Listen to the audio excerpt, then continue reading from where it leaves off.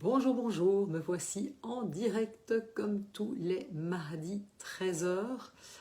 Alors pour ceux de nouveau qui m'écoutent, ceux qui m'écoutent maintenant, merci de me mettre un petit pouce. Et puis si vous m'écoutez en replay, merci de me mettre un petit hashtag replay. Alors aujourd'hui, c'est notre 7e rendez-vous des 8 rendez-vous essentiels du couple. D'ailleurs, si ça vous intéresse, vous pouvez retrouver les 6 autres rendez-vous donc sur ma chaîne YouTube, sur Valérie Claes Ostavi. Alors c'est vrai qu'on a parlé dans les rendez-vous précédents de la confiance et de l'engagement, on a parlé de nos conflits, de nos désaccords, de l'intimité dans le couple, de l'argent, de nos familles d'origine, du plaisir. Et aujourd'hui, eh bien, on va parler d'un thème qui est pour moi absolument essentiel, qui est la croissance dans le couple. Parce que c'est clair qu'un couple, évidemment, c'est pas quelque chose qui, à partir du moment où on se rencontre et on tombe amoureux, et on se met en couple, on décide de faire un bout de chemin ensemble, eh bien, ce n'est pas une photo figée, évidemment. Un couple, j'en dis, c'est une entité vivante, c'est une entité, évidemment, qui va évoluer, qui va respirer, qui va croître. D'ailleurs, à un moment, mais si un couple arrête, quelque part, j'ai envie de dire, d'évoluer et de croître, eh bien, à un moment, il va se faner. Et donc, au-delà, j'ai envie de dire, de la complicité au quotidien, etc., mais les couples, j'ai envie de dire, qui sont heureux, en tout cas les couples qui évoluent ensemble, ce sont ceux qui se posent quand même des questions assez, j'ai envie de dire, pour moi, fondamentales, essentielles, c'est-à-dire, mais pourquoi on est ensemble? Qu'est-ce qu'on a envie de construire? Qu'est-ce qu'on a envie d'incarner ensemble en tant que couple? Et donc, grandir ensemble, comme la croissance dans le couple, le fait d'évoluer, de continuer d'évoluer ensemble dans le couple, c'est aussi pouvoir avoir un horizon partagé. C'est-à-dire, ça peut être un projet concret, un projet familial, un projet professionnel, un projet créatif. Mais ça peut aussi être une quête beaucoup plus intérieure, j'ai envie de dire peut-être plus même, je dirais même carrément le mot spirituel, c'est-à-dire est-ce qu'on peut devenir, qu'est-ce qui nous relie, qui nous dépasse, et puis aussi comment est-ce qu'on peut devenir quelque part ce que j'appelle moi un couple conscient, c'est-à-dire plus conscient de ce qui nous anime, plus aimant, un couple plus libre. Alors évidemment tout le challenge de grandir ensemble, c'est comment on va pouvoir grandir ensemble dans son couple sans évidemment s'effacer. Et donc, ça veut dire que, parce que souvent, ce qui se passe, c'est que certains confondent grandir, enfin, pensent que le couple, ils peuvent être dans quelque chose de très fusionnel. Et donc, évidemment, grandir ensemble, ce n'est pas fusionner, mais c'est vraiment maintenir un équilibre subtil entre, j'ai envie de dire quelque part, l'autonomie et le lien. C'est-à-dire, l'autonomie, c'est quoi?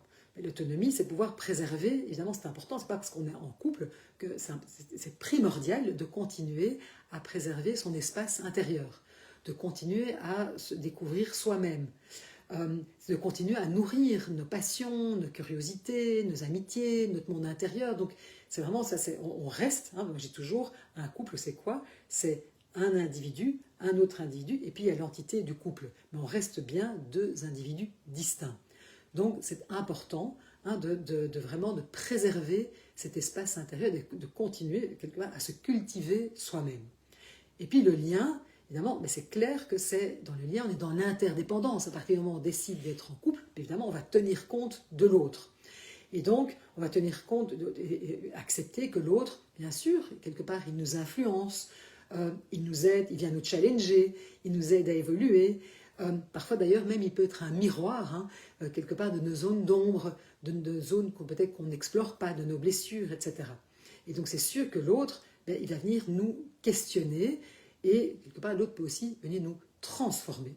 Et donc c'est important de voir cet équilibre entre d'une part, j'ai envie de dire, l'autonomie et puis deuxièmement de pouvoir nourrir ce lien.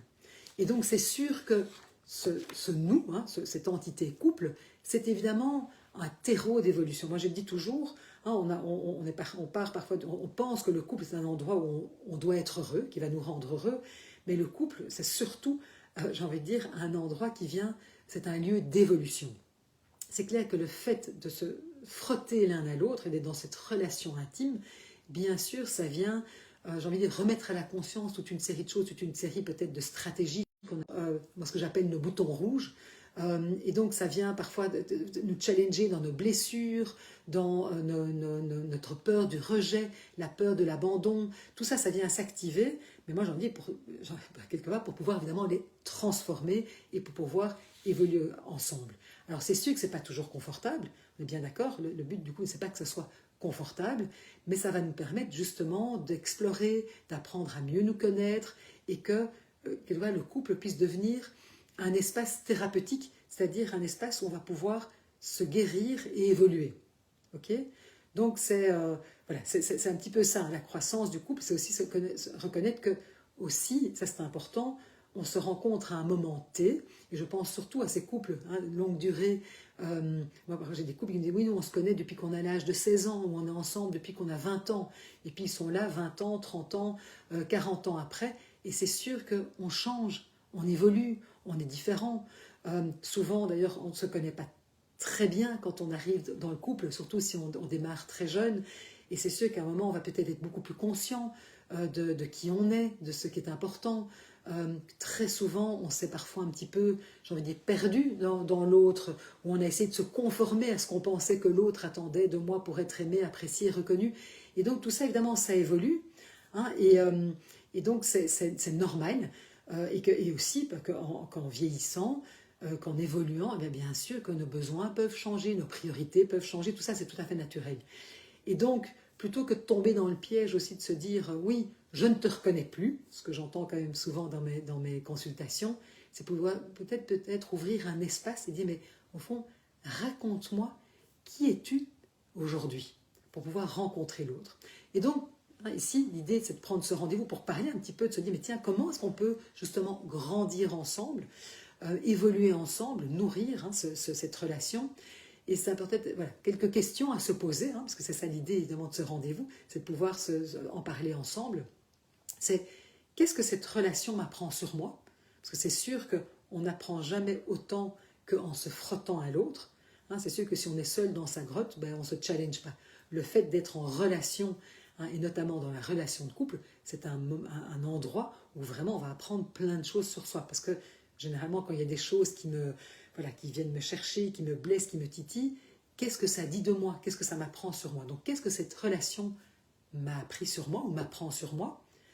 Comment je peux soutenir la croissance, l'évolution de ma partenaire? Comment justement je peux être là et pouvoir soutenir l'autre dans son évolution? Et puis peut-être aussi de se dire, mais au fond, quel est le sens peut-être plus large qu'on aimerait donner à notre relation, à notre vie à deux? C'est quoi en fait, quelque part, à quoi on a envie de se relier? Quel est le sens qu'on pourrait donner à le fait qu'on soit tous les deux et qu'on décide de faire couple et de faire un bout de chemin ensemble? Et c'est vraiment pour quelque part pouvoir avoir une relation qui soit beaucoup plus vivante, beaucoup plus consciente. Voilà, je vous invite à réfléchir à ça. Et d'ailleurs, c'est une transition vers notre 8e rendez-vous qui sera la semaine prochaine. C'est justement de parler en fait de nos rêves.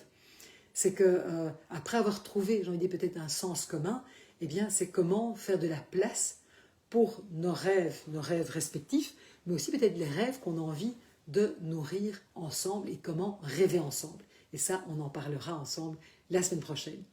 C'est de ce dont on parlera dans le prochain live. Voilà, donc je serais curieuse d'avoir vos retours. Si vous êtes intéressé d'écouter les autres, comme je le disais, vous pouvez aller sur ma chaîne YouTube. Vous avez tous les différents rendez-vous qui sont repris. N'oubliez pas qu'à l'issue de ces 8 rendez-vous à votre demande, je vous enverrai un petit document récapitulatif qui reprend justement les différents thèmes, les différentes questions, qui pourraient être un petit peu pense-bête pour vous si vous avez envie d'initier ces conversations avec votre partenaire.